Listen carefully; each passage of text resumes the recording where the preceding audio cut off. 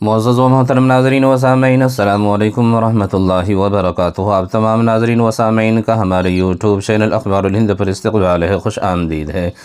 پیارے ناظرین و سامعین، آج کی تازہ خبروں میں سے ایک بڑی خبر سے آپ حضرات کو آگاہ کرنے جا رہا ہوں۔ جیسا کہ ایک ذرائع سے معلوم ہوا ہے کہ بروز پیر ٹھیک 3:30 بجے رات میں کرنول سے شہر حیدرآباد کو حضرت مولانا پی ایم مزمل صاحب والا جاہی رشادی دامت برکاتہم العالیہ روانہ ہو رہے تھے، اور راستے میں تقریباً کاماریڈی کے پاس ہائی وے کے پاس حضرت والا کی جو کار ہے، کار کا ایکسیڈنٹ ہو گیا، جس میں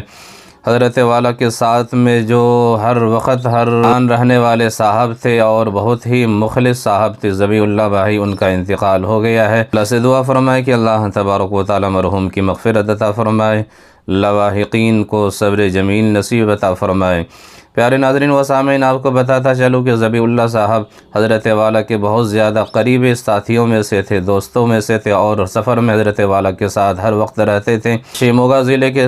قریب میں ایک بستی ہے، وہاں کے رہنے والے تھے۔ ادھر سے پیارے ناظرین و سامعین، مولانا پی ایم مزمل صاحب رشادی دامت برکاتہم العالیہ ابھی بہتر ہے، اللہ کے فضل سے، آپ لوگوں کی دعاؤں سے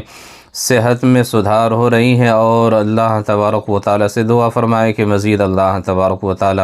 حضرت والا کو جلد سے جلد صحت عاجلہ کاملہ دائمہ مستمرہ نصیب عطا فرمائے۔ جیسا کہ آپ دیکھ سکتے ہیں کہ اسکرین پر حضرت والا حیدرآباد کے جو مشہور و معروف ہاسپٹل ہے، اولیو ہاسپٹل میں ایڈمٹ ہے، اور حضرت والا کی تیمارداری کے لیے، ان کو دیکھنے کے لیے، عیادت کے لیے معروف IMIM کے چیف مسٹر اسدالدین اویسی صاحب بھی پہنچ گئے ہیں۔ جیسا کہ آپ ویڈیو میں دیکھ سکتے ہیں کہ حضرت والا کی خیریت دریافت کرنے کے لیے اور عیادت تیمارداری کرنے کے لیے جناب بیرسٹر اسدالدین اویسی صاحب بھی اس ہاسپٹل میں پہنچ گئے ہیں اور حضرت والا کی خیریت دریافت کر رہے ہیں۔ تو پیارے ناظرین و سامعین، آپ سے گزارش ہے کہ آپ تمام حضرت